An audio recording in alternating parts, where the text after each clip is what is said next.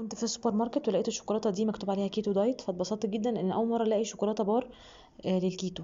طبعا قريت الانجريدينتس بتاعتها، ولازم قبل ما تجيبوا اي حاجه تقروا الانجريدينتس بتاعتها، وخصوصا لو انتم متابعين نظام غذائي معين. فقلت بقى انا لازم اجربها.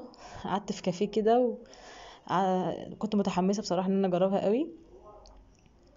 هي حجمها يعتبر يعني هي مش كبيره قوي، وكانت ب54 جنيه بالمناسبه يعني.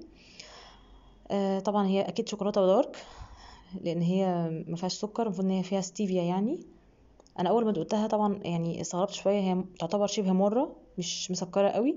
بس بعد كده لما دقتها وقعدت ادوقها كذا مره، حسيت انها حلوه فعلا، والكاكاو فيها غني قوي. فاي حد متابع الكيتو دايت دي هتكون مناسبه ليه جدا، وخصوصا انها كمان انا اكلت بس قطعتين وحسيت انها مشبعه جدا. ف قولي رايكم فيها، وهل جبتوها قبل كده ولا لا. وهي موجوده بالمناسبه في سوبر ماركت رويال هاوس. تابعوني لو مش متابعيني، وباي باي.